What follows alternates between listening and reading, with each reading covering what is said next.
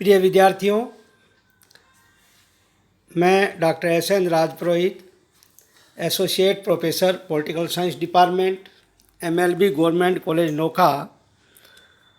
आज हम BA part 3 के लिए पॉलिटिकल साइंस सब्जेक्ट में इंटरनेशनल रिलेशंस में सेकंड यूनिट में गुटनिरपेक्षता के बारे में आपको निरंतर व्याख्यान दे रहे थे।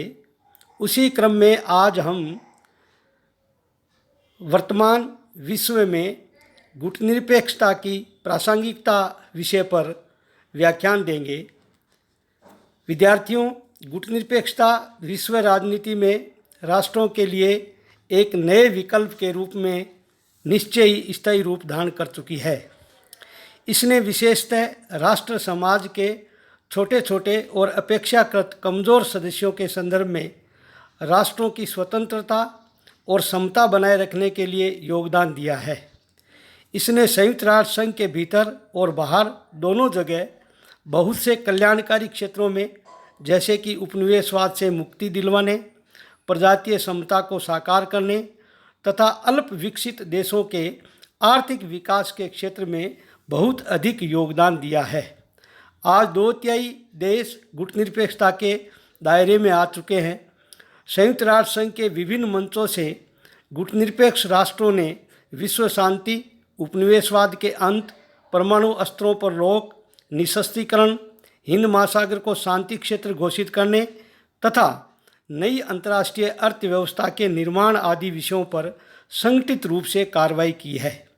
यह भी प्रश्न किया जाता है कि आज गुटनिरपेक्षता का क्या औचित्य रह गया है।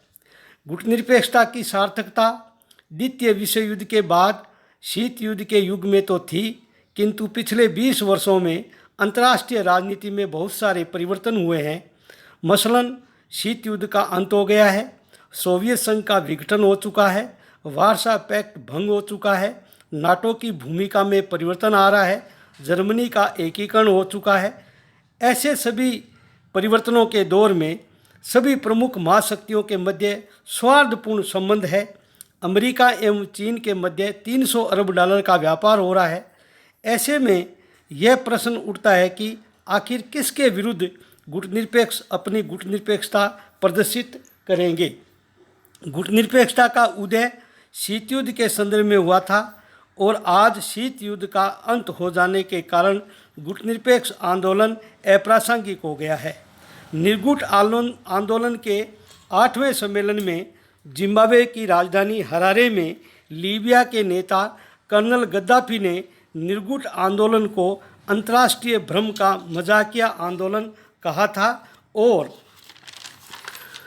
पूछा था कि जब अमेरिका ने उनके देश पर हवाई हमला करके उन्हें सपरिवार जान से मार देने की कोशिश की तो निर्गुट आंदोलन क्या कर रहा था?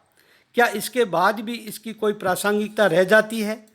फरवरी 1992 में गुटनिरपेक्ष राष्ट्रों के विदेश मंत्रियों की बैठक में मिस्र ने स्पष्ट तौर से अपील की थी कि इस आंदोलन को समाप्त कर दिया जाना चाहिए। उनका तर्क था कि सोवियत संघ के विघटन, सोवियत गुट के अवसान तथा शीत युद्ध की समाप्ति के बाद गुटनिरपेक्ष आंदोलन की प्रासंगिकता समाप्त हो गई है। अमेरिकी विदेश मंत्री कोंडालिसा राइस ने भी 27 जून 2007 में भारत अमेरिकी व्यापार सम्मेलन में अवसर पर कहा था कि मैं जानती हूँ कि कुछ ऐसे लोग हैं जो अब भी गुटनिरपेक्षता की बात करते हैं। हो सकता है कि शीत युद्ध के दिनों में उसका मतलब रहा हो, क्योंकि तब विश्व 2 विरोधी खेमों में बंटा था। मैं पूछना चाहूँगी कि जब हर संस्कृति, हर नस्ल और धर्म के लोग राजनीतिक और आर्थिक स्वतंत्रता को गले लगा रहे हैं तो गुटनिरपेक्षता की क्या प्रासंगिकता है? गुटनिरपेक्ष आंदोलन अंतर्राष्ट्रीय राजनीति का एक स्थायी तत्व है और राष्ट्रों के अस्तित्व की भांति इसका अस्तित्व और प्रासंगिकता निरंतर बनी रहेगी। इसका मूल कारण यह है कि गुटनिरपेक्षता का संबंध विकासशील राष्ट्रों की स्वतंत्रता, उसे अक्षुण्ण बनाए रखने की आवश्यकता और विकास से है, न कि शीत युद्ध या गुटबद्धता से। आज भी गुटनिरपेक्ष देश आर्थिक दृष्टि से पिछड़े देश हैं और महाशक्तियों तथा बहुराष्ट्रीय कंपनियों द्वारा उनका शोषण किया जा रहा है।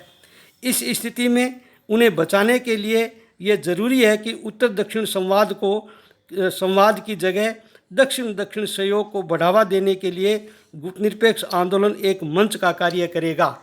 संयुक्त राष्ट्र संघ को केंद्र बनाकर नॉन अलाइन्ड मूवमेंट गुटनिरपेक्षता महत्वपूर्ण भूमिका अदा कर सकता है। निःशस्त्रीकरण के क्षेत्र में गुटनिरपेक्ष आंदोलन विश्व पुकार की भूमिका निर्वाह कर सकता है। 1993 में आंदोलन का सदस्य बनने के लिए प्राप्त नए आवेदनों से यह सुस्पष्ट है कि सार्वभौम कार्यों में गुटनिरपेक्षता की प्रासंगिकता बनी है एवं महत्व भी बढ़ा है। ऐसा कहा जाता है कि 21वीं सदी आर्थिक युद्ध की सदी होगी। आर्थिक दृष्टि से समृद्ध राष्ट्र स्वयं ही प्रतिस्पर्धा कर लेंगे। इस स्थिति में दक्षिण दक्षिण सहयोग और नई अंतर्राष्ट्रीय अर्थव्यवस्था को बढ़ाने के लिए गुटनिरपेक्ष आंदोलन और G77 को एक होकर कार्य करना होगा। आज निम्नलिखित क्षेत्रों में गुटनिरपेक्ष आंदोलन की प्रासंगिकता नजर आती है, जो बिंदुवार निम्नलिखित है। नंबर 1, नई अंतर्राष्ट्रीय व्यवस्था की पुरजोर मांग करने के लिए गुटनिरपेक्ष आंदोलन की प्रासंगिकता है। निःशस्त्रीकरण के लिए दबाव डालना, दक्षिण दक्षिण सहयोग को बढ़ावा देना, एक ध्रुवीय विश्व में अमेरिकी दादागिरी का विरोध करना, नव औपनिवेशिक शोषण का विरोध करना, संयुक्त राष्ट्र संघ के पुनर्गठन के लिए दबाव डालना ताकि महाशक्तियाँ प्रस्तावित पुनर्गठन के लिए राजी हो सके, यानी भारत, इजराइल, जापान इत्यादि देशों को सुरक्षा परिषद में स्थायी सदस्यता दिला सके।